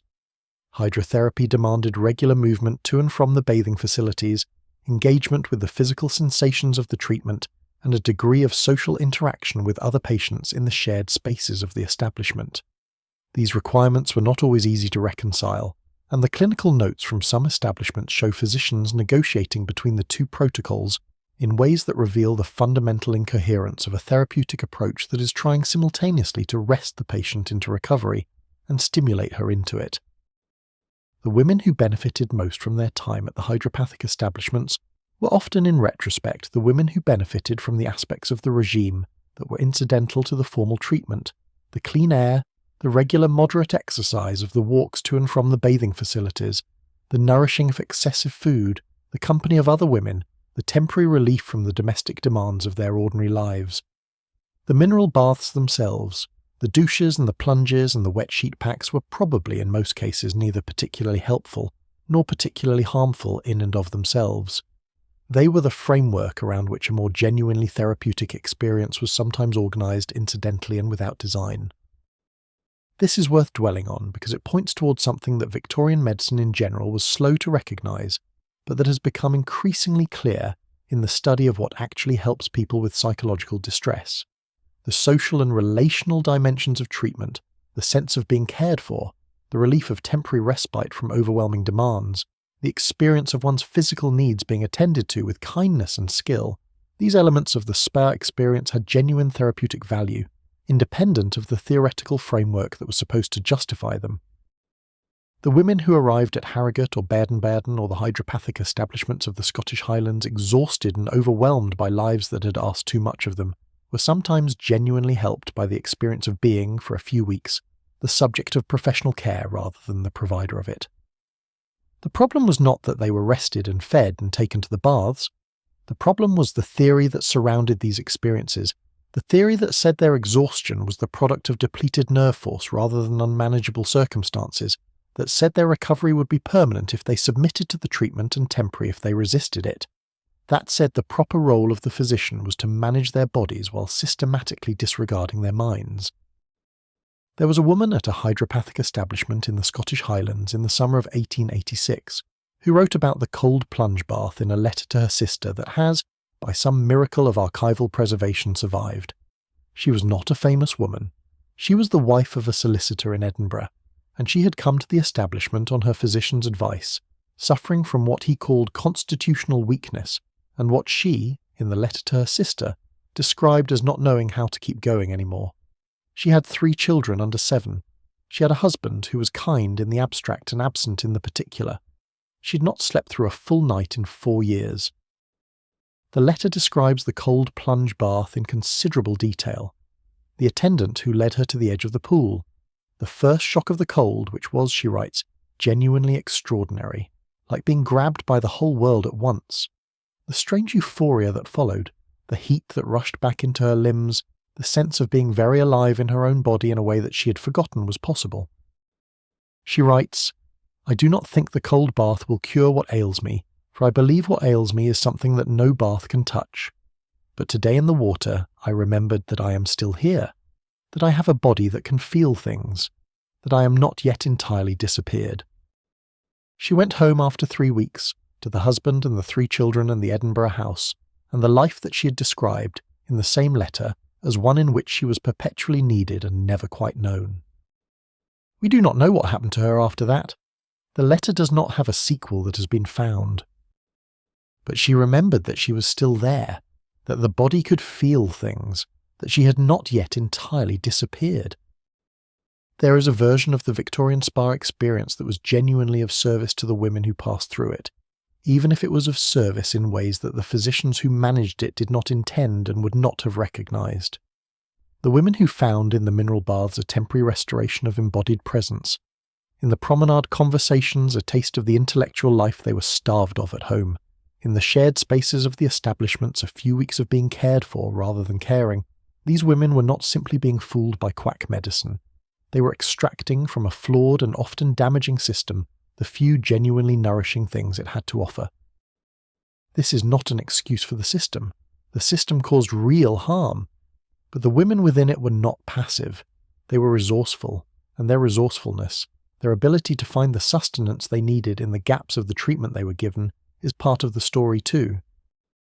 The steam room at the hydropathic establishment smells of minerals and warmth, a combination that is oddly comforting, like something remembered from before language. The tiles are very white, the light diffused through frosted glass high up in the wall. 2 women are sitting in the steam, not talking much, the conversation having moved through its first awkward stages in the dressing room, and arrived now at the pleasant plateau of people who have said enough to know they like each other and can be quiet together. The steam rises, the heat presses gently down. Outside, somewhere beyond the white walls and the frosted glass, the world continues in its complicated way. In here it is very simple, just warmth and steam and the sound of 2 women breathing. The attendant knocks quietly and asks through the door if they are ready to come out. Neither of them answers immediately. There is an hour at the Victorian spa establishments that belongs to no one in particular. It comes in the middle of the afternoon, after the morning's baths and the physician's rounds and the midday meal have been completed, and before the tea service and the evening's brief, permitted social activity begin. It is a suspended hour, an hour out of time, and in the journals and letters of the women who lived through it, it appears again and again with a quality that is hard to name precisely, but that hovers somewhere between relief and melancholy. The relief comes from the temporary absence of expectation. There is nothing you are required to do in this hour. The nurse has finished her morning rounds. The physician will not visit again until tomorrow. The other patients are in their rooms, or in the garden if their ambulatory allowance permits it, and the general business of the establishment has retreated to some background function that produces only the muffled sounds of distant activity. A door closing somewhere, footsteps on a corridor carpet, the faraway clink of crockery being prepared in the kitchens below. The melancholy comes from the knowledge that this suspended hour, this freedom from the machinery of the cure, is itself part of the cure. The emptiness has been prescribed. The absence of demand is not a gift but a treatment. Even in the stillest hour you are not free, you are resting under orders. But in that hour, for women whose ordinary days were structured around the needs of others, the absence of demand, even a prescribed and medical absence of demand, could feel briefly like something. Not freedom, not quite, but a resting place. A pause between one set of obligations and another, a small clearing in the forest of expectation. What did women do with this hour? The answer varied enormously by individual temperament and by the specific rules of the establishment they were in. In those establishments that permitted reading during the afternoon rest period, they read. They read with the intensity of people who have been denied something they need. They read the way a thirsty person drinks, rapidly, and with full attention, catching up with the unread novels on the bedside table, and the essays in the periodicals and the letters from friends that had accumulated during the more restricted phases of the treatment. In establishments where reading was not permitted, or where patients were too closely supervised to read in defiance of the rule, the hour passed differently. Some women slept, genuinely slept, in the dreamless way of bodies that have been fed and rested and attended to, and woke from these afternoon sleeps with a quality of refreshment that was real, even if the circumstances that had made it possible were not. Some women sat by their windows and watched the garden, the movement of light across the grass, the slow drift of clouds above the hills, the birds that came and went without awareness of or interest in the human dramas below. Some women, in the private record of their letters and diaries, wrote about this watching with an attention and a beauty that reveals what they were actually doing with the enforced idleness, which was thinking. The women who were not permitted to write or read or engage in any other formal intellectual activity were thinking nonetheless. They were making sense of their lives, organising the experience of the cure and the longer experience of the lives that had brought them to it, finding in the slow movement of the afternoon light something that functioned as a screen onto which they could project the interior work they were doing. One woman, a Scottish woman from a family of some distinction, wrote in a letter that she was forbidden from sending for 2 weeks, while the most restrictive phase of her treatment was in effect, a letter she kept folded in her prayer book and posted when the restriction was lifted, that she had spent an afternoon watching a thrushwork on a snail against the stone wall of the garden terrace, and had realised in the watching of it that she had been spending most of her adult life pretending to be less intelligent than she was in order to make her husband comfortable, and that the pretense had been the most exhausting thing she had ever done, more exhausting by far than the genuine effort of intelligence, and that the pretense was what had brought her here. She did not write this in dramatic language. She wrote it with the measured composure of a woman reporting an observation that had been lurking at the edge of her consciousness for a long time, and had finally, in the enforced stillness of the afternoon rest hour, found its way into words. The thrush worked on the snail. The light moved across the garden wall. The clarity came.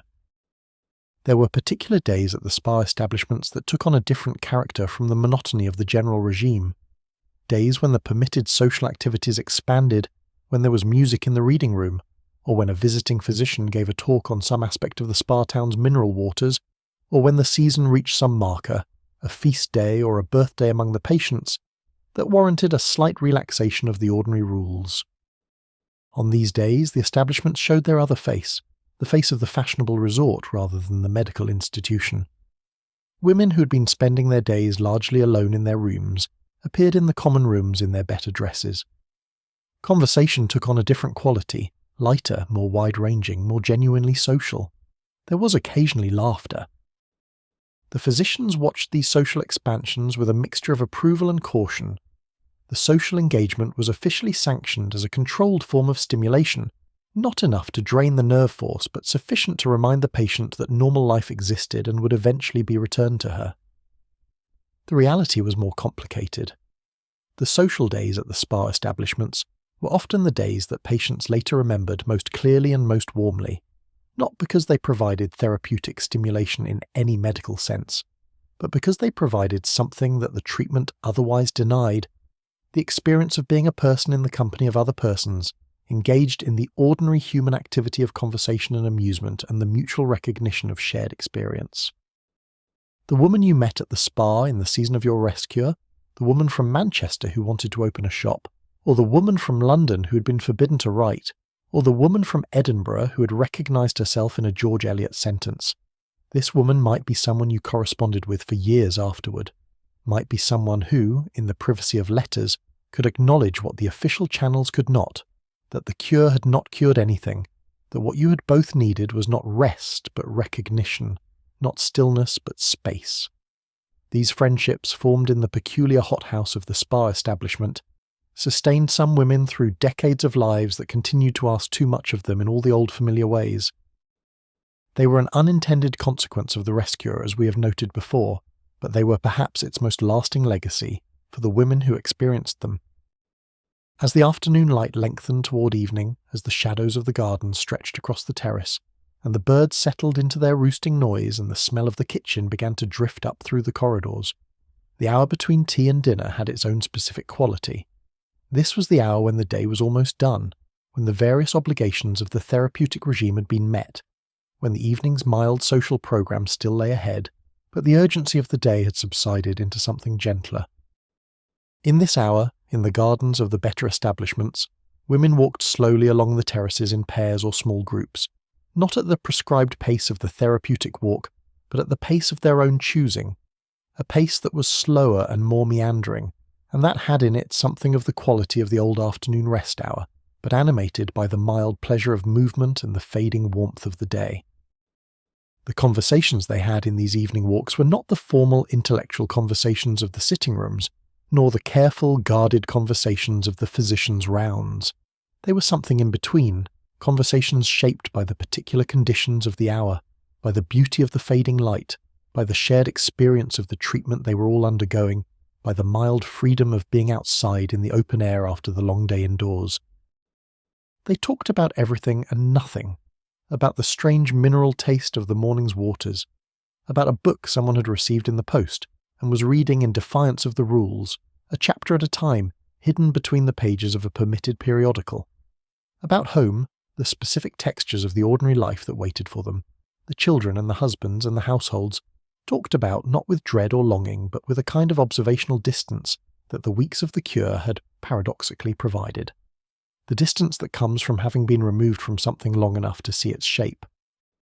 Some of these women, walking in the evening light of the spa garden, would have described themselves as getting better. Some would have admitted to the right person, at the right moment, in the right quiet of a long evening, that they were not sure what better meant in their particular circumstances, or whether the life they were returning to held the conditions necessary for it. The garden in the evening, the last light on the hills above the town, the mineral smell of the waters from somewhere below carried up on the evening air, two women at the far end of the terrace walking slowly, their heads bent together in conversation. The sound of them does not reach as far as where we are watching. We can see only the shapes of them, the dark figures against the fading gold of the sky, moving together in the almost dark. The day is ending. Tomorrow the cure continues. But for now, in the last of the light, they are simply themselves, walking in a garden, talking. No physician is watching, no nurse is taking notes. The hour is suspended between the day's obligations and the night's prescribed rest, and in this small interval between prescriptions they are free. Night in the Victorian rest establishment had its own character, its own rhythms and sounds and textures, distinct from the daytime regime and in some ways more honest about the nature of the experience, because the night removed the managed quality of the daytime treatment and left something rawer and more immediate in its place. The establishment settled into sleep slowly, the way large buildings with many occupants always do. Lights were extinguished on the nurse's schedule, not the patient's, and the period between the prescribed hour of bedtime and the actual onset of sleep was often long, particularly for women who had spent the day largely in bed and had not the physical tiredness that comes from genuine exertion to ease them into the night. So the hours after the lamps were lowered were often hours of wakefulness, of lying in the particular darkness of an unfamiliar room, listening to the sounds of a building that did not belong to you, settling around you. These sounds were specific and recurrent. The creak of floorboards in the corridor as the night nurse completed her rounds, the distant sound from somewhere in the wing of someone coughing, the hollow, small sound of a person trying not to disturb their neighbours, the occasional clatter from the kitchens far below, where the night staff moved quietly through their preparations for the morning, the sound of rain on the windows when it rained, which in the Scottish Highlands and the English spa towns was frequently, the sound of wind in the trees of the garden. And underneath all of these, when the wind dropped and the building was at its quietest, the sound of your own breathing louder and more present than it was during the day, the slow mechanical evidence of the body continuing to do its work without your permission or direction. For women accustomed to the busy nights of domestic life, nights when children cried and needed settling, when husbands arrived home late and needed meals warmed, when the endless small machinery of the household could call on you at any hour and expect compliance, the nights at the rest establishment were, despite their enforced isolation and the unfamiliarity of the environment, sometimes genuinely restful. There was nothing to be done. There was no one who needed you. The night stretched before you with a blankness that was, for the deeply tired, genuinely luxurious. But for women whose suffering was not simply the tiredness of the overworked, but the more complex anguish of the underlived, the nights at the rest establishment were difficult in ways that were harder to describe and that the physicians on their daytime rounds rarely thought to ask about. Nights were when the thinking happened, when the carefully maintained composure of the therapeutic day, the expression of modest improvement that the nurses noted approvingly and the physician recorded as progress, dropped away, and what was underneath could move freely through the darkness. Women lay awake in their rescue beds and thought about the lives they had left behind, about the choices that had not been choices, about the losses, the children, the ambitions, the selves they had been before the years had compressed them into their present shapes, about the women they had been at 20 or 15 or younger, women with specific hungers and specific capacities that the world had not known what to do with, and that the world had in time simply educated out of them. These thoughts were not prescribed by the treatment. They were not part of the regime. They were what happened when you gave an intelligent woman nothing to do except lie in the dark and listen to herself. Some women wept quietly in the night, not wanting to be heard. The sound of this weeping, suppressed and careful, was itself a small protest against the treatment's insistence that they were improving, because the weeping was the body's own assessment of its condition, and the assessment was not optimistic. Some women described these night wakings in their diaries as the most honest part of the treatment, the part when the official version of their recovery, the version being written in the physician's notes, gave way to something truer and more complicated. The night nurses who worked the rest establishments were a specific and in some ways remarkable group of women. They came from a different social position than most of their patients, the nursing profession being in this period a respectable occupation for women of the middle and lower middle classes, but not the upper classes, and this difference in position gave them a particular perspective on the women they were caring for. They were not in general given to the elaborate theorizing about nerve force and neurasthenia that occupied their physicians. They were practical women, trained in the management of physical needs, experienced in the particular rhythms of night care. But they observed. The night nurses saw the women in their charge in ways that the daytime physicians did not. They saw them awake at 2 a.m. staring at the ceiling. They saw them weeping quietly, not the dramatic weeping that was recorded in the case notes as hysterical episodes, but the small, sustained weeping of genuine grief. They saw them sometimes reading by a stub of candle that had been smuggled in with a visitor's kindness, or writing in a notebook that vanished under the mattress at the first sound of footsteps in the corridor. Some nurses, the majority perhaps, simply noted these violations of the regime and reported them in the morning, but some did not. Some nurses, exercising a quiet discretion that was never spoken of and never officially acknowledged, simply closed the door on what they had seen and moved on to the next room, carrying the sight with them in a private pocket of their professional judgment, where it settled alongside all the other things they had learned about what the official treatment could and could not provide. These nurses were not reformers, they were not activists. They were women doing a job in circumstances that were defined for them by an institutional framework they had no power to change. But their small acts of selective blindness were, for the women who benefited from them, acts of genuine mercy. The night had its own particular texture at the mineral spring establishments, different from the more conventional rest houses and sanatoriums, because the baths were sometimes used in the night as well as the day. Some hydrotherapy regimes called for pre-dawn baths, the theory being that the body's responses to thermal stimulus were different in the early hours than in the day, and the sight of women moving along the corridors in the dark hours toward the bathing rooms, wrapped in large towels and carrying oil lamps, was part of the particular atmosphere of these places that visitors remembered afterward. In the bathing rooms at night, the mineral water steamed gently in the stone pools, the warmth rising through the cold air of the room in slow curls. The lamps made yellow circles on the tiled walls. You lowered yourself into the warm water in the dark and felt the cold of the room at your shoulders above the waterline and the warmth below it, and the boundary between these two temperatures was very precise, and standing in it you were momentarily in both worlds at once. The warm world where bodies were comfortable and the cold world where bodies were alert, and there was something about this divided sensation that was clarifying in a way that the day's managed treatment never quite managed to be. Women bathed in these rooms in the night and felt, some of them, the mineral water against their skin as a kind of company. The warmth was not a doctor's prescription. It was simply warm. The stone of the pool surround was simply smooth under your hands. The smell of the water was simply itself, mineral and clean, the smell of something that had been underground for a very long time before rising to the surface. In the water, in the night, in the warm and the quiet, some women found something that they could not have named but that they recognized. It was not healing, not in any medical sense. It was something older and simpler than healing. It was the body reminding itself that it was still there, still real, still capable of feeling something that was not exhaustion or grief or the muted despair of the long days in the bed.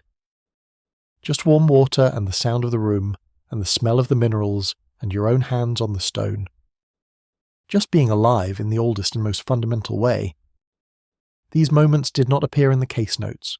The physicians' records of their patients' progress focused on appetite, weight, sleep quality as reported by the night nurses, emotional composure as observed during the daytime rounds. The moment in the nighttime bath when a woman felt herself briefly, quietly, undeniably present in her own body, this did not make it onto the chart. But it happened, and it mattered. The rest establishment at midnight. The building settled into its deepest quiet, that particular quiet of a place where many people are sleeping or trying to. The corridors are empty.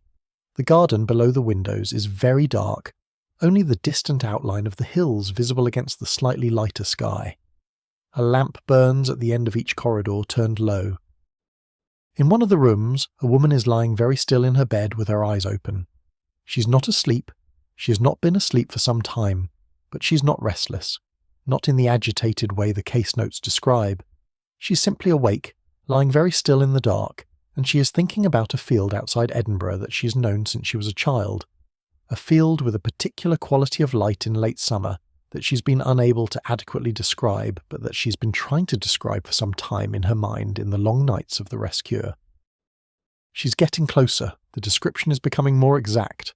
Tomorrow, perhaps, if the nurse looks the other way, she will write it down. She closes her eyes. The building breathes around her. The night continues. Every woman who went through the Victorian rest cure had eventually to leave it. The establishments discharged their patients on the physician's judgment of improvement, and the patients went home to the lives they had come from, carrying in their bodies the extra weight the overfeeding had deposited and in their minds whatever the weeks of enforced stillness had done to them, for better or worse.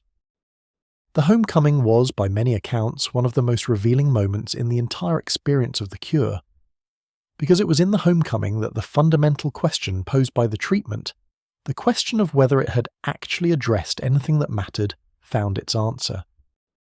For some women, the answer was yes.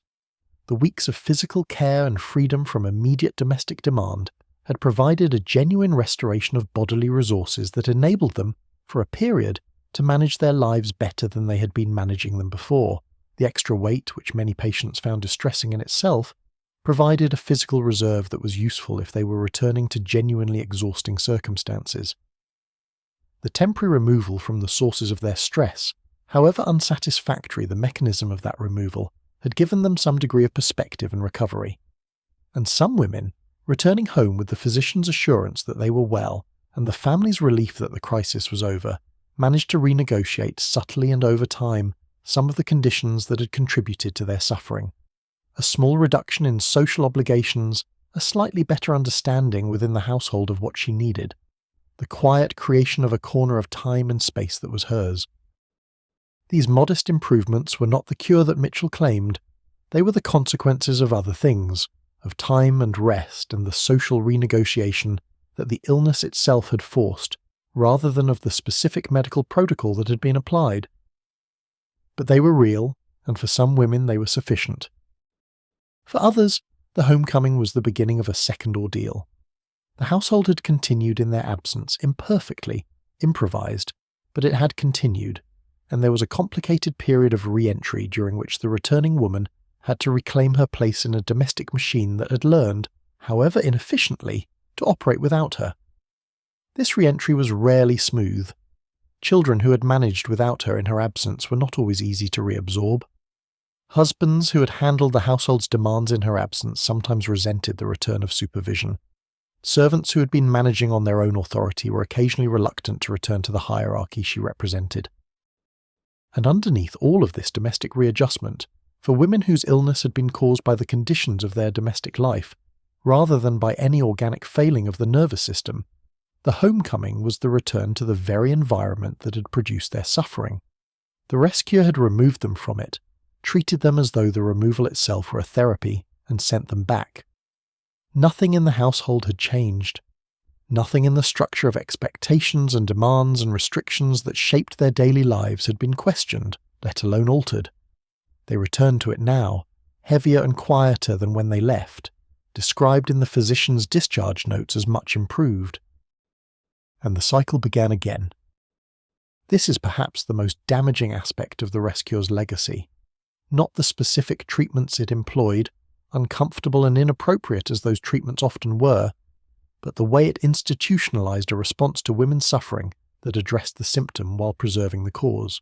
By providing a medical framework for the management of women's distress, it removed the pressure to examine what was causing that distress.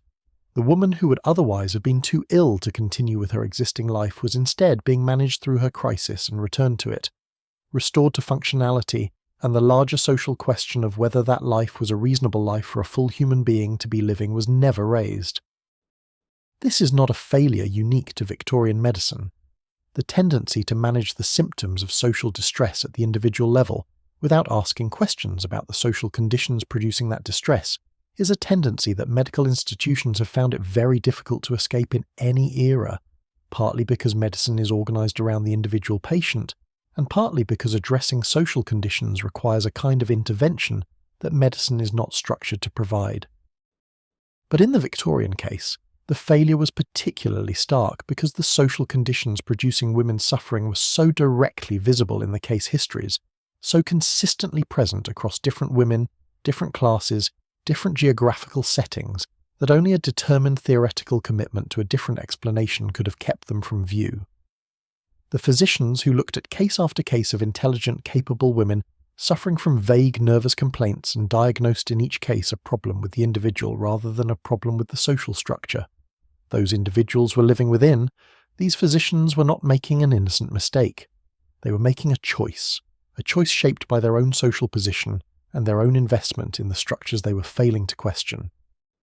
The women who went through the rest cure and came out the other side, whether improved or worse or in the greatest number of cases somewhere in between, carried its memory in different ways. Some women refused, in the years after their return, to speak about the experience at all. The weeks in the rest establishment became a gap in the narrative of their lives, a period their children knew existed only through the indirect evidence of photographs in which their mother looked different, heavier, and somehow less focused, before the years after the cure hardened her back into the sharper clarity of her ordinary face. Some women spoke about it with a kind of rueful amusement that protected them from looking at it directly, framing it as an amusing eccentricity of the Victorian medical establishment, a time when the physicians believed the most extraordinary things, rather than as an experience that had genuinely damaged them. This framing was understandable as a psychological survival strategy, but it came at the cost of the clarity that might have been available if they had been able to look at it more directly. And some women, a smaller number, spoke about it with a precision and a willingness to look clearly at what had happened to them, that is, from the distance of more than a century, both painful and valuable. These are the women whose letters and diaries provide the most reliable testimony about the actual experience of the rest cure, because they are the women who insisted on the authority of their own perceptions over the official narrative of their treatment. They said, "I was not ill in the way they said I was suffering, but from things that had names that the medicine of my time could not speak. I was sent away and treated as though the problem were in my nerves, and I came home with my nerves no better, but my silence very much improved, and I do not call that a cure." These women had not, for the most part, the social or institutional power to change anything. They were private women, writing private letters, keeping private diaries, living private lives, but they were clear, and their clarity is a form of witness that has value beyond the individual lives in which it was generated. Because what they witnessed was not only the failure of a specific medical treatment, they witnessed the cost of being told by the authoritative institutions of your time that your suffering is yours alone, that it is individual and medical rather than social and political, that the appropriate response to it is to manage you rather than to change the circumstances that are producing it. This is a cost that women in many times and places have been asked to pay, and the Victorian women who paid it, who went to the spa establishments and lay in the beds and drank the milk and survived, or did not quite survive, the cure that was worse than the illness, were not so very different in the essential shape of their experience from women in other eras who have found that the official response to their suffering is to send them somewhere and tell them to rest. The springs at the spa town still flow. In some of the old establishments, long since converted to hotels and apartments and conference centres, the original bathing rooms survive in the lower levels, their tiles still intact, their stone pools still present though no longer filled. You can walk down to them sometimes if you know where to ask, and stand in the cool dim air of the old bathing room and look at the empty stone pools and the high frosted windows and the smooth worn floor where generations of feet move toward and away from the water. It is very quiet down there. The world above is busy with its own business, but down here in the old bathing room the quiet is very complete.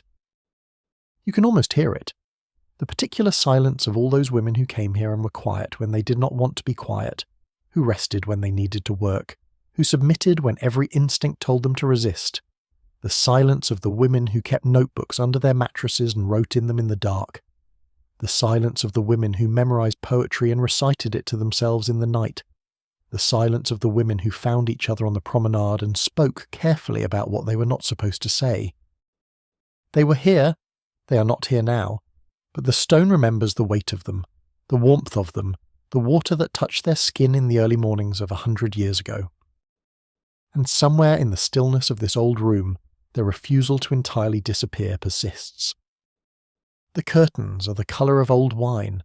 They have always been the colour of old wine in this room, in all the rooms like this one, in all the quiet establishments where the women were sent to rest, and where some of them, in the long afternoons and the dark nights, found in themselves something that the treatment was not designed to produce, a knowledge of what they needed, a refusal to let that knowledge be entirely extinguished.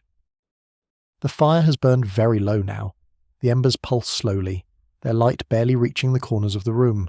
Outside, the garden is in full dark, and above the garden the sky is clear, and the stars that wheel slowly above the Victorian spa towns are the same stars that wheel above everything else, above every room where someone is lying still in the night, thinking thoughts they have been told not to think, feeling things they have been told are symptoms.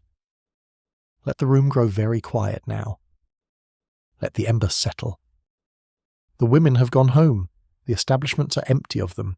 Their stories have been told now as much as any story can be told in a single sitting, and they can rest, truly rest, in the quiet of a telling that did not simplify them. The clock in the corridor ticks on. The garden is still. Sleep now. Thank you so much for watching. If you'd like to see more videos like this, please consider leaving a like and subscribing to the channel, as it really helps us continue making more content. Anyways, see you in the next one. Which part of this story stayed with you the most? Was it the women who kept notebooks hidden under their mattresses, the conversations on the evening promenade, or the moment at the old bathing pool in the dark? Let us know in the comments below, and if you or someone you know has ever been told to simply rest when what you actually needed was to be heard, we would love to hear that story too.